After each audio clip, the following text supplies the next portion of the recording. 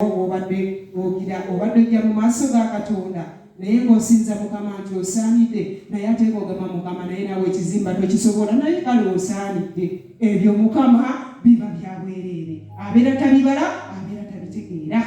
Yesu omulungi yebaze. Kati tweyongeddeyo ne tugamba nti Katonda weffe tumusinza mu ngeri nnyingi. Mansa yatunnyonnyodde ate era yatulazeeko ekyamazima ku ngeri ze tusinzaamu Katonda. Mose yasinze nnyo okwogera ku kuyimba kubanga era naye muyimbi akulukutira mukola ki? Mu kuyimba.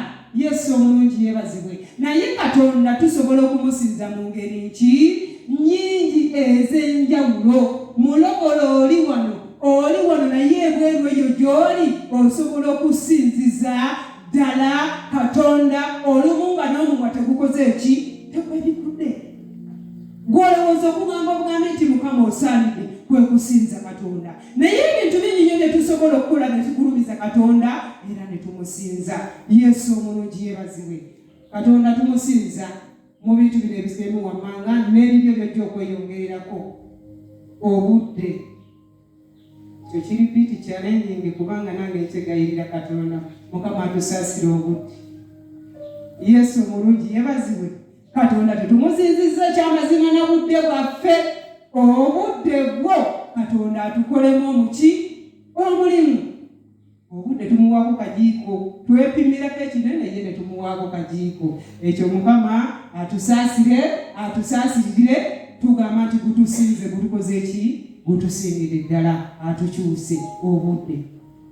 Yesu omulungi yeebazibwe. Okuyimba bakwogeddeko. Okuwaayo osobola okusinza Katonda ng'oyita mukola ki? Mu kuwaayo. Omuntu asobola okubeera eyo naye nga baakabenki ayeeberereyo naye ng'ekyamazima asinza Katonda we okuyita mukola ki? Mu kuwaayo. Yesu omulungi yeebazibwe. Nga ye yakitegeera nti Mukama nteekwa okumuwa ku byange byenkola ki? Byennina. Era nga bw'akikwata akireeta mu nnyumba yaani n'akimuwa n'omutima gwe gwonna mu bulamba bwakyo nga bw'asaanidde okikola ki? Okimuwa. Ekyamazima nga takikuunyudde, taleese busigalidde, taleese empisi. Osobola nawe okusinza Katonda mu ngeri eyo. Yesu omulungi yeebazibwe.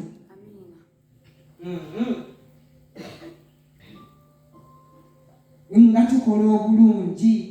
Obulungi mulimu ebintu bingi, mulimu okugaba, mulimu okuyamba. Osobola okubeera ekyamazima nga ggwe oyamba ng'olimu ekirabo eky'okuyamba. Ng'oyamba abantu oba mulokole, oba si mulokole, oba mwana, oba muntu mukulu nga ggwe tofaayo. Yesu omulungi yeebazibwe. Awo obeera oli mu kusinza ki? Katonda. Kati kitegeeza gw'abadde akikola. Ng'omala gakikola bukozi. Olumu omanyi just okola kikyo. Obeera oli ku mulimu gwa Katonda. Yongerako ekirungo kya ssaddaaka ekintu kigende mu maaso.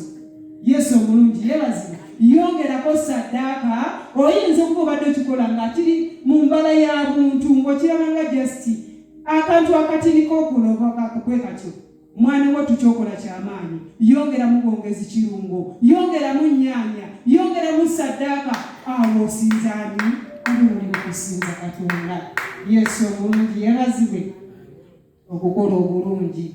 Ekyamazima ku pointi eno bw'okola obulungi Katonda oba oli mu kusinza Katonda, the same time oba oli mu kuyamba omuntu oyo, the same time obeera weeterekedde ku akawunti yo. Tuli ffenna. Waliwo omukyalo omu yajjako yalina ekintu ky'ayagala. Nze no nakimukolera just nga sibijjuke nga bujjukize. Naye ndaba mukyala mukulu. Omukyala kale nga ndaba kisusse. Najja n'akwetikira amenvu nga laba ageetisse ku mutwe. Kati lumu yajja nga neetikidde bannange endagala nga nnyingi. Naye ne mubuuza maama, namubuuza.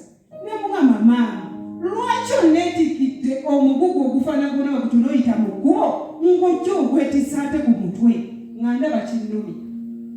Nze kyankwatako ne mpulira nga nswala. Maama omulambe emyaka gya maama wange ayita n'omugugu mu kkubo. N'aŋŋamba naye nina ensonga lwaki nkikola. Kunze ensonga ki nze sikyabijjukira.